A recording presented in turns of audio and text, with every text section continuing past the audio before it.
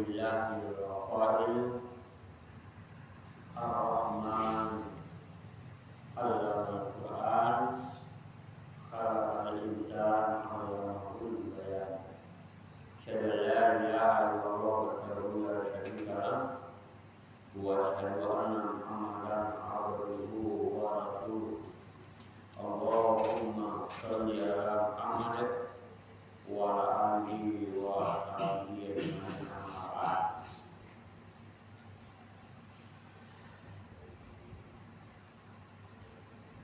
Kaum muslimin jamaah subuh rahimahumullah, jamaah masjid Nurul Iman Muhammadiyah Ranti Betul Timur, para peserta KSS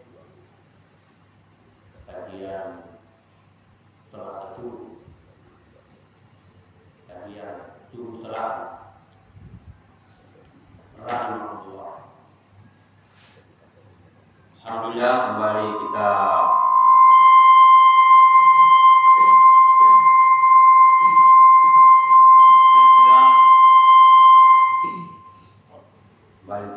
bersuara dalam pertemuan yang mulia ini, majelis yang mulia ini, majelis zikir yang insyaallah malaikat Jibril membentangkan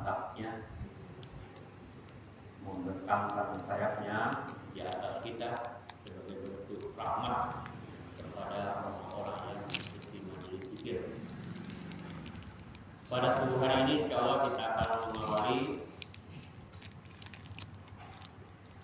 kajian tafsir At-Tanwir,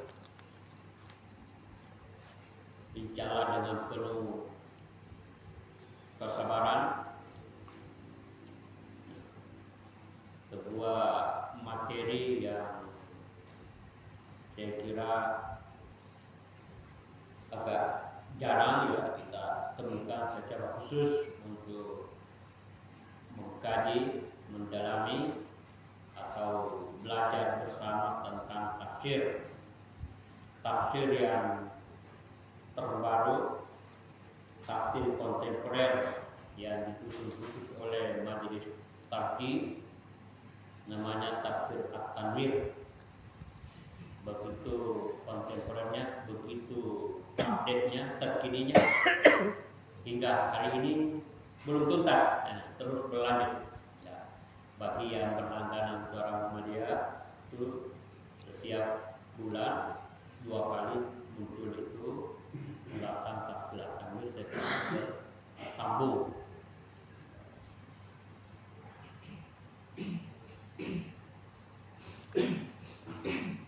Surah Al-Fatihah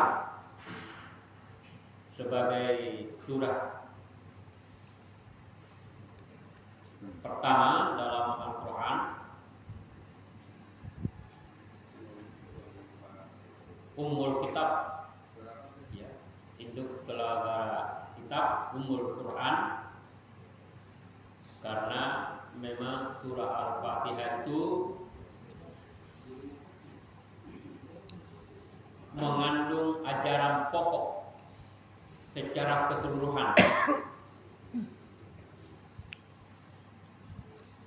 Semua ayat-ayat Al-Quran itu terkandung secara garis-garis besar di dalam surah Al-Fatihah. A'udzubillahi minasyaitonirrajim. Bismillahirrahmanirrahim. Alhamdulillahi rabbil alamin. Ar-Rahmanir Rahim. Maliki yaumiddin.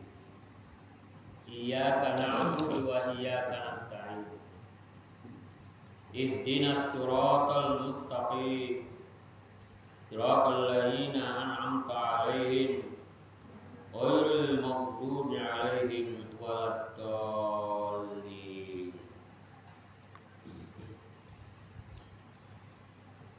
Ayat ini sudah sangat masyhur karena memang menjadi kewajiban untuk kita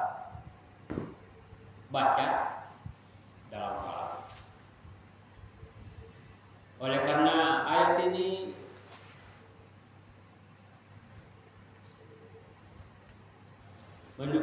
memiliki kedudukan yang sangat penting, maka penting perlu untuk menjadi perhatian kita untuk betul-betul kita memahaminya, mendalaminya, ya, supaya betul-betul bisa berfungsi sebagai mi'raj bagi kita dengan Allah Subhanahu wa taala. Karena dengan surah Al-Fatihah inilah betul-betul terjadi dialog antara hamba dengan Tuhannya, yaitu Allah Subhanahu wa taala.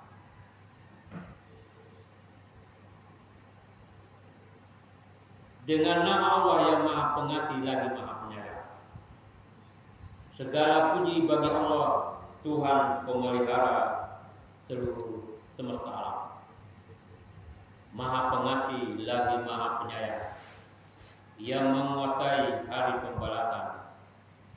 Hanya kepadamu lah kami mengabdi, dan hanya kepadamu lah kami memohon pertolongan. Tunjukilah kami jalan yang lurus, jalan orang-orang yang telah Engkau beri nikmat kepada mereka, bukan jalan mereka yang dimurkai, dan bukan pula jalan orang-orang yang sesat. Semoga para jamaah sekalian sudah menguasai betul, menghafal betul terjemahan dulu ya, minimal terjemahan. Nanti kita akan kaji makna-makna pada kajian-kajian berikutnya. Al-Fatihah ya, itu nama yang melekat, yang permanen, yang bermakna pembuka. Al-Fatihah, Fatihah, miftah, kunci, kata-kata maftuh, terbuka. Al-Fatihah, pembuka, maksudnya pembuka dari Al-Quran, pembuka dari Al-Quran.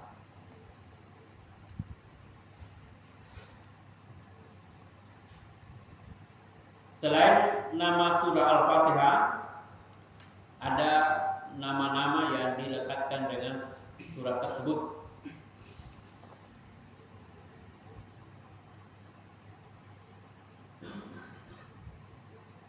Ummul Kitab, ya, Ummul Kitab, Ummul Quran, Ummul, induk, Ummu, ibu, Ummi, Ummul Kitab atau Ummul Quran, induk Al-Quran. Disebut induk, Ummu, karena seperti saya sampaikan tadi, ayat-ayat yang terkandung dalam surah Al-Fatihah itu mengandung pokok-pokok ajaran Al-Quran. Tauhid, ibadah,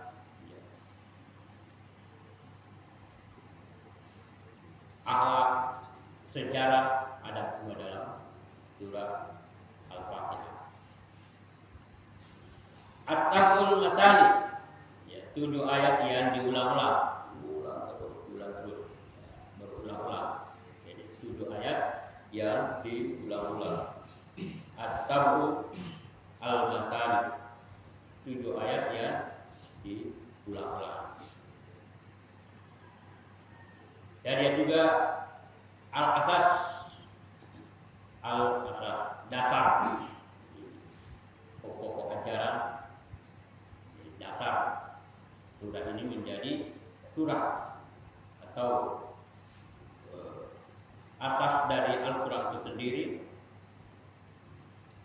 yang diletakkan pada ayat atau surah pertama dalam mushaf Al-Quran.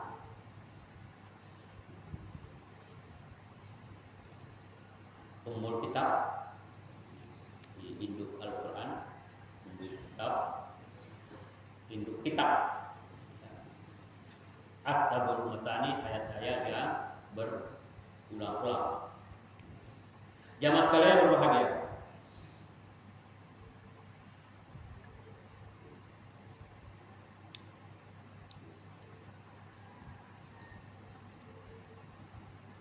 Jumlah ayat, jumlah ayat.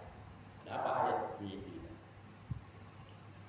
Kalau dari segi nama tadi, Ashabul Masani sudah jelas 7 ayat. Dan itu jumhur bahwa jumlah ayat dalam surah Al-Fatihah itu 7. Cuma yang membedakannya itu apakah basmalah itu ayat pertama masuk surah, masuk ayat atau bukan? Ya. Itulah basmalah itu, ayat basmalah itu Bismillahirrahmanirrahim. Apakah dia tetap masuk ayat pertama atau bukan? Itu terjadi khilafiyah di kalangan ulama. Sebagian mengatakan dia adalah surah Al-Fatihah, sebagian lain mengatakan bukan dari bagian surah Al-Fatihah. Namun yang dikuatkan oleh sebagian besar ulama, Al-Fatihah basmalah itu termasuk ayat yang pertama. Ayat yang pertama. Diakibatkan hal tersebut karena ketika riwayat-riwayat menyebutkan Nabi lebih sering tidak dibaca pada saat sholat, gitu ya. Tidak kedengaran, bukan tidak dibaca ya. Tidak kedengaran, beda ya. Dan tidak sholatnya tidak baca basmalah, bukan tidak baca basmalah, tapi tidak dijahatkan, tapi langsung membaca Alhamdulillahirabbil alamin. Tidak kedengaran basmalah. Itu menunjukkan karena pembahasannya soal jahat dan sir, bukan membaca atau tidak. Jadi tetap ya dikuatkan bahwa basmalah itu adalah ayat pertama dalam surah Al-Fatihah. Hanya saja ketika kita membaca dalam salat, bacaan jahat, boleh dijahat, boleh disirkan.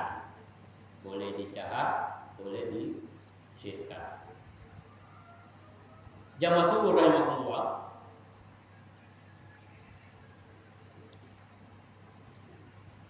Apa kandungan pokok surah Al-Fatihah? Yang akan kita urai nanti panjang lebar. Ada 2 tema besar dalam surah Al-Fatihah.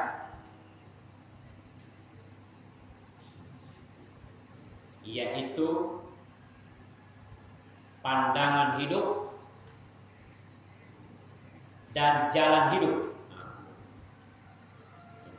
Surah Al-Fatihah itu mengandung pandangan hidup dan jalan hidup. Beda ya. Jadi pandangan hidup dan jalan hidup. 2 kelompok tema besar itu terdapat dalam surah Al-Fatihah. Ya. Bagaimana memandang hidup ini dan bagaimana menjalani hidup ini. Ya.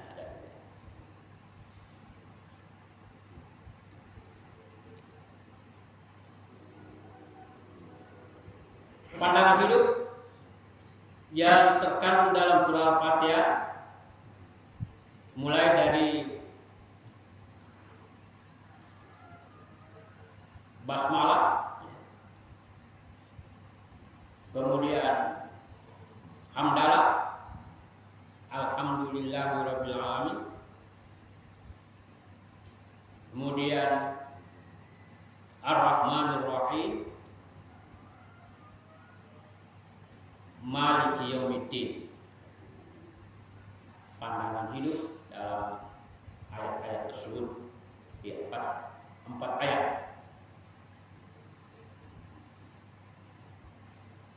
Ketika kita membaca Bismillahirrahmanirrahim, kita memiliki pandangan hidup bahwa semuanya ini adalah rahmat Allah. Al-Quran ini diturunkan sebagai rahmat Allah.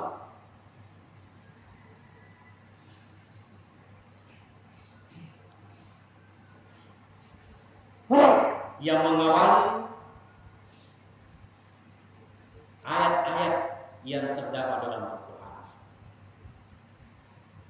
Sehingga ketan pertama yang harus menjadi prinsip hidup kita, Bismillahirrahmanirrahim. Al-Quran itu adalah rahmat.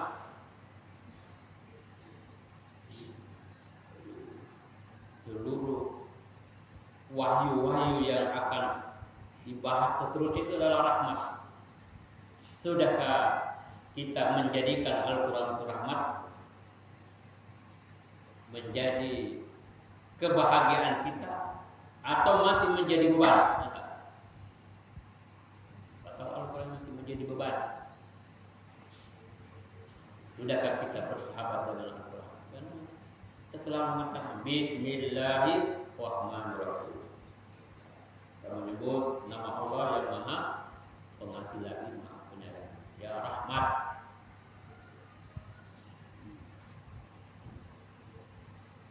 Bismillahirrahmanirrahim, dengan ridha Allah, dengan izin Allah. Untuk mendapatkan ridha Allah,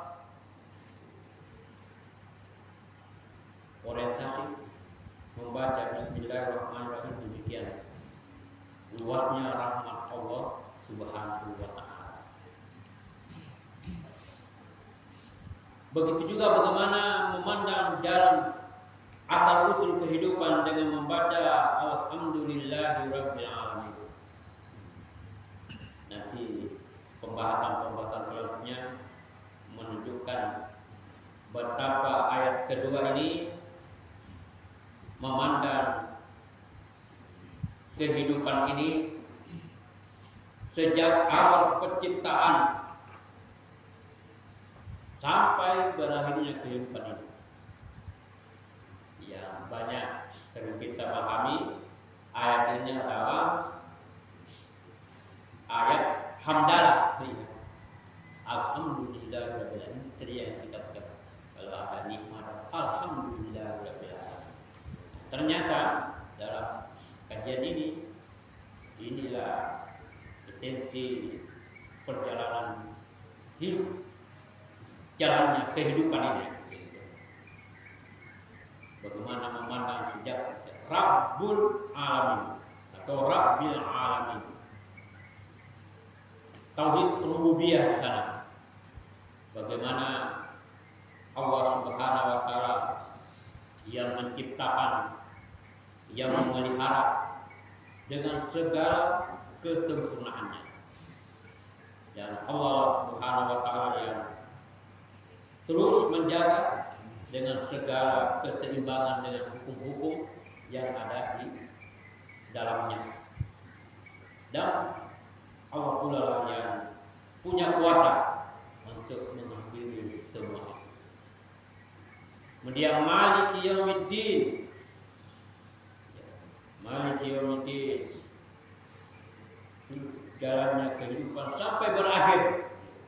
Maliki Yaumiddin, kita yakin benar dengan kalimat ini, berarti kehidupan ini akan berakhir dan kita akan mempertanggungjawabkan segala perjalanan hidup kita di dunia ini yang namanya Yaumiddin. Allah yang berkuasa tentang adanya itu, dan tidak lagi kita memiliki pilihan pada saat itu, berbeda dengan di dunia ini.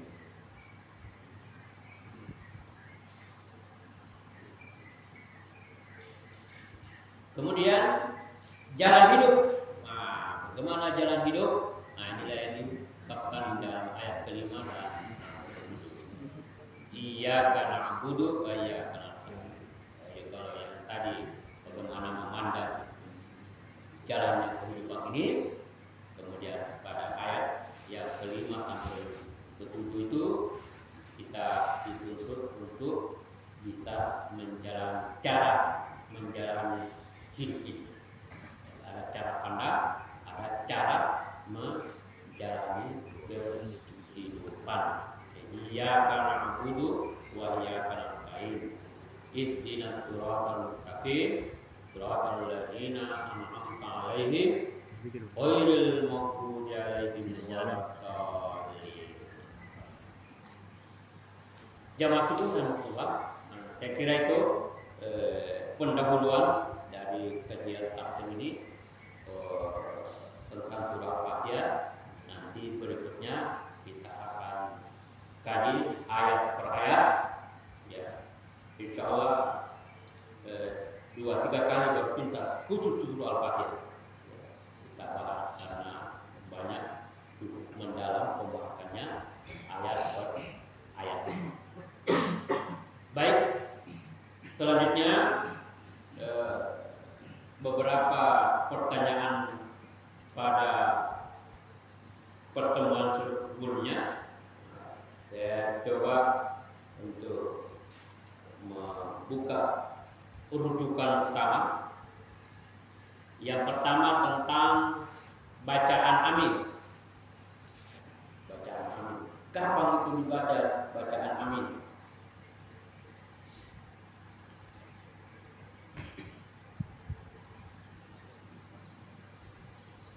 Di dalam HPT jilid 1 diberikan tuntunan bahwa setelah membaca surah Al-Fatihah, bacalah amin. Lalu bacalah surah Al-Fatihah dan berdoalah sesudah itu amin. Landasan hadisnya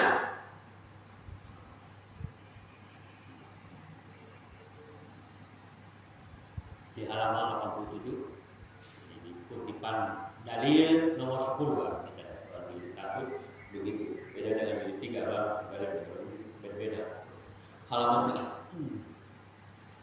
Li hadis Abu Hurairah radhiyallahu anhu Nabi sallallahu alaihi wasallam qala idza ammana al-imam fa'aminu fa innahu man wafaqa ta'minuhu ta'minal malaikati ghufira lahu ma taqaddama min dhanbi. Dari Abu Hurairah radhiyallahu anhu bahwa Nabi sallallahu alaihi wasallam bersabda, "Idza ammana al-imam, apabila imam membaca amin, maka kamu hendaklah pula membaca amin. Karena sungguh barang siapa yang membaca bacaan aminnya bersamaan aminnya malaikat, tentulah diampuni dosanya yang telah lalu. Apabila salah seorang di antara membaca amin, sedang malaikat yang pun membaca amin pula dan bersamaan keduanya, maka diampunilah ia dari dosanya yang sudah lewat. Jadi dalam tadi ini dikutip tentang saat membaca amin. Jadi dianjurkan kalau imam membaca amin yang pertama bersamaan. Jadi kita biasakan menunggu imam. Kalau imam tidak beramin berarti imam enggak. Baca amanah imam jelas ya. Baca amanah imam aminu. Kalau imam beramin maka beramin pula kalian. Kemudian yang kedua, ini pertanyaannya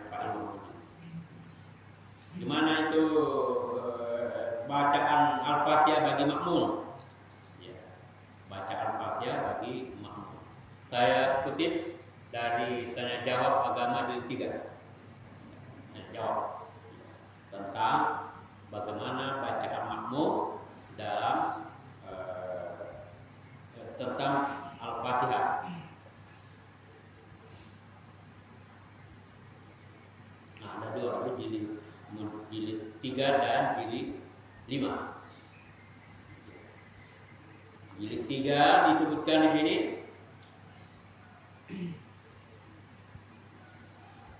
Ada pertanyaan. Letak bacaan Al-Fatihah bagi makmum. Apakah setelah imam membaca Al-Fatihah? Padahal pada saat imam membaca surah Al-Quran, makmum harus memperhatikan, kan begitu ya.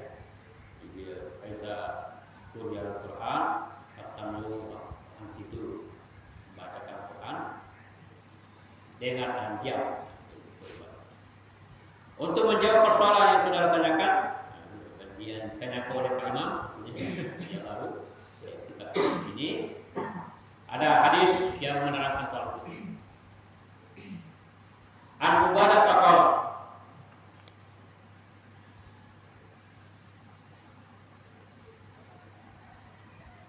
kalau Rasulullah Shallallahu Alaihi Wasallam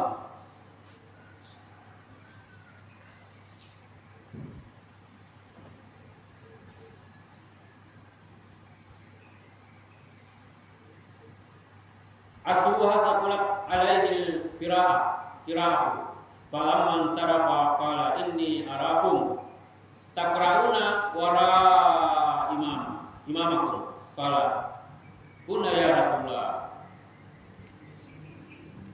wa qala la taqalu illa bi ummil Qur'an.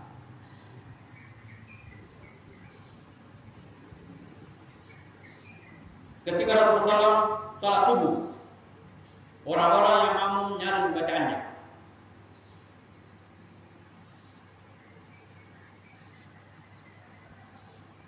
Shalla Rasulullah Sallallahu Alaihi Wasallam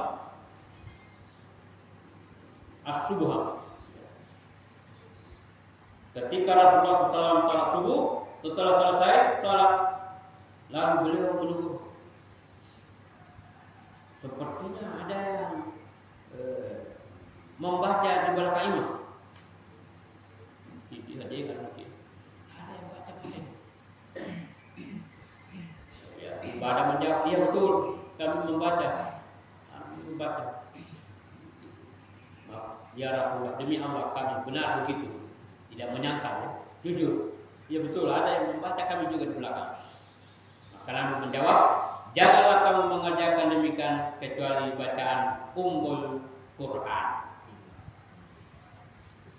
Tidak boleh baca belakangan, tidak baca jahar kecuali Ummul Quran. Imam juga, makmum juga membaca Al-Fatihah.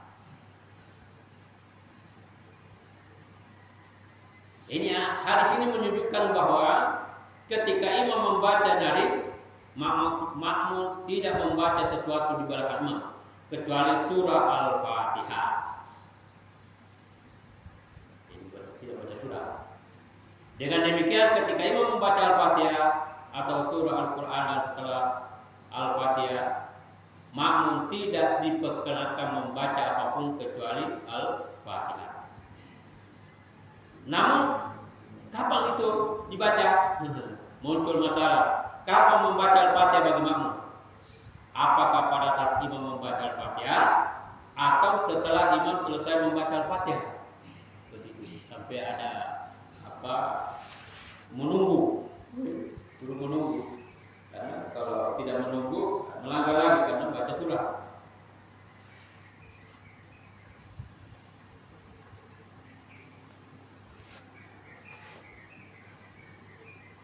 Yakni pada saat imam membaca Al-Quran. Bagaimana membacanya? Apakah jahar atau diir? Maka hadis ini menjawabnya. Ada hadis berikut dari Anas. Ya. Anas radhiyallahu anhu qala Rasulullah sallallahu alaihi wasallam ataqra'una fi salatikum khalfal imam wal imamu yaqra'u wala taf'alu wal yaqra' ahadukum bi Fatihatil kitabi fi nafsi.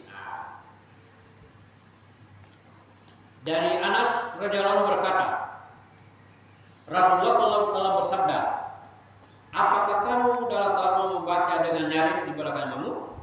Padahal imam itu membaca dengan nyaring. Janganlah kamu mengerjakan.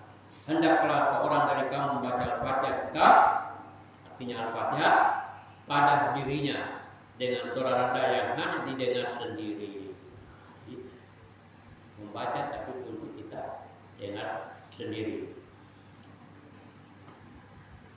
Hadis ini menunjukkan bahwa makmum hendaknya membaca Al-Fatihah di belakang imam dengan suara sir.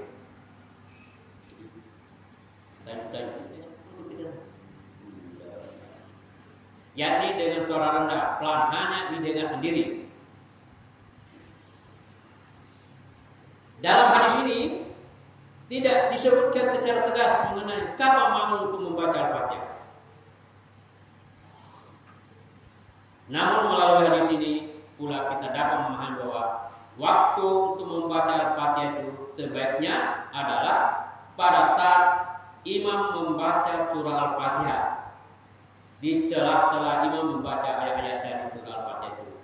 Sedang pada saat imam membaca surah Al-Quran setelah Al-Fatihah, makmum sepenuhnya memperhatikan bacaan imam. Saya praktekkan berdasarkan beberapa keterangan itu.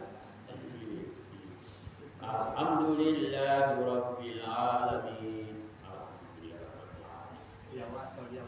Makanya ayat per ayat. Makanya imam itu jangan membaca sambung-sambung.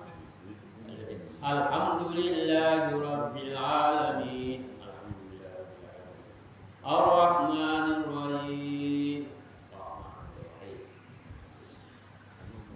Masih saya dapat itu dengan kiai. Ya, setelah dalami memang itu keterangan tentang kapan membaca Al-Fatihah. Soal menunggu itu yang kita tidak temukan. Ada jeda setelah membaca Al-Fatihah menunggu, nah itu.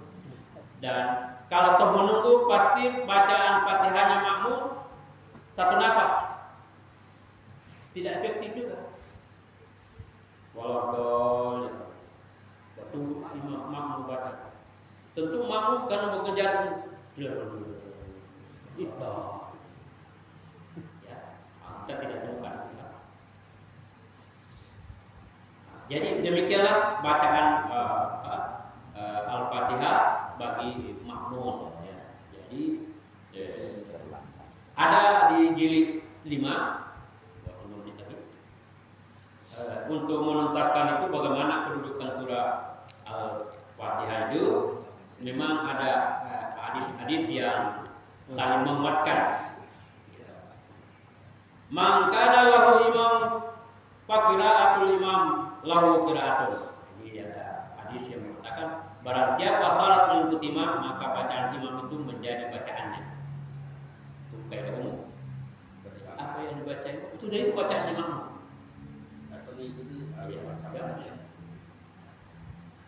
Tapi ada lagi hadis yang lain.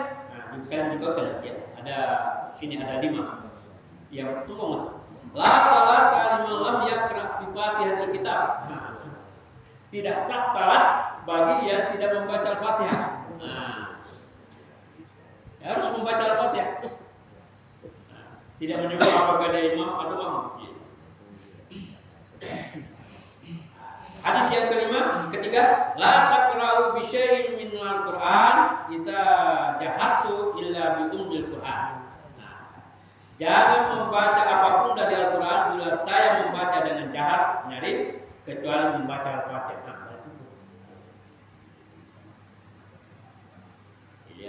Jadi secara umum tidak boleh membaca apa-apa, tapi dikecualikan umur kitab karena wajib. La salata liman lam yaqra. Kemudian kaidah berikutnya juga hadis innama ju'ila imam liyu'tamma bihi wa idza kabbara fakabbiru wa idza qara'a fa'ansitu. Imam itu dijadikan sebagai panutan. Bila bertakbir, bertakbirlah kamu. Bila ia membaca, diamlah kamu. Itu kaidah. Wa idza quriyal Qur'an fattami'u lahu wa ansitu la'allakum turhamun. Ayat. Bila Al-Qur'an dibaca, diamlah agar kamu mendapat rahmat. Jadi, jelas setelah membaca Al-Fatihah, imam membaca surat, maka kita harus mendengarkan. Jadi, dan tanya jawab ini tunjukkan bahwa bila makmum menjumpai bacaan Al-Fatihah, imam jahar, maka wajib mendengarkan dan ikut membaca bersama-sama dengan diri. Jahar, maka ikut membaca. Pertanyaan ya. Nah, makanya kalau jadi imam harus, karena ada juga 5 ayat itu nanti dibahas tafsir. Ayat ya, yukatul ayat bil potong-potong. Jangan disambung-sambung karena ada dialog di dalamnya. Bila imam membaca wajib membaca Al-Fatihah. Jelas ya, seperti dari kedua. Bila imam membaca jahar dan makmum tidak menjumpai Al-Fatihah imam, makmum hendaknya mendengarkan baca imam. Hal ini dipahami dari pertama, keempat dan kelima, bahwa cukup mewakili. Jangan gelisah, kata tidak dapat tadi Al-Fatihah, bagaimana sudah? Itu ada tadinya tadi, bahwa itulah mencukupi baca imam sudah mencukupi. Makanya dalam keterangan lain, walaupun hanya dapat ruku sudah dihitung 1 rakaat. Daud khawatir tidak baca Fatihah tadi. Ya, baca Fatihah. Nah, kait ya. Wah, jangan sih. Ya, saya kira itu semoga bermanfaat menjawab 2 pertanyaan pada pertemuan sebelumnya.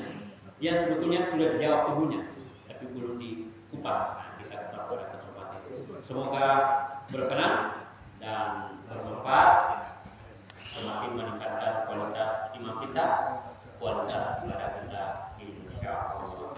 Amin wa barakatuh. Wa basyiril mu'minin. Assalamualaikum warahmatullahi wabarakatuh. Saya ada pertanyaan ya.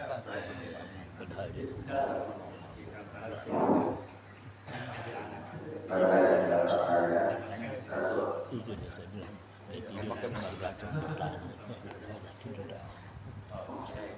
Di mana-mana begitu. Assalamualaikum warahmatullahi wabarakatuh.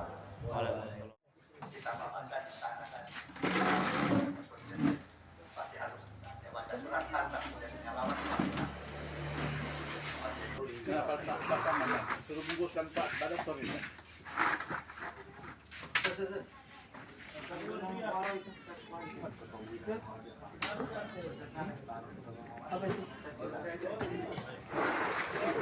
Bungkuskan Pak Dokter ini. Pengurus babikan.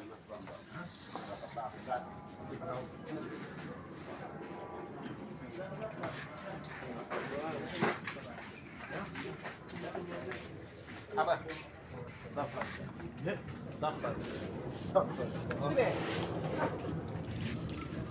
Ini adalah salah satu donatur kita yang di Tondo, yang donatur makan sahur, Pak Faisal. Makan sahur kita. Iya, selalu makan sahur di sini. Yang tidak pernah ikut makan sahur tapi sebagai donatur. Ya, dapat pahala juga. Iya.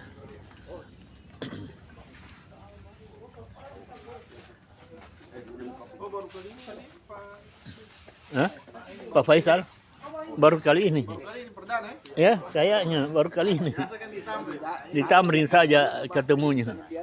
Tapi kalau di sini ada magnet itu. Ah. Ada magnet kalau di sini. Satu kali datang semua datang terus. Cuma apa namanya? Jauh kita. Itu kalau minimal 15 menit atau 20 menit. Apa harus perangkat jam 4. Jam 4. Sudah ada dipakai. Tiga dia.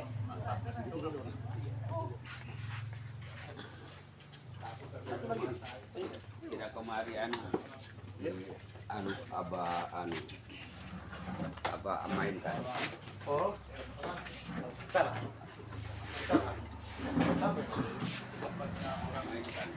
Oh, ini mandi dia. Direkam deh. Ketemu dengan ini biasa.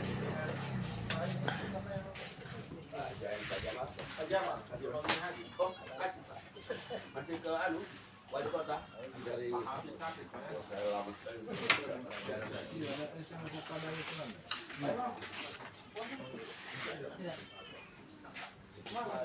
di depan.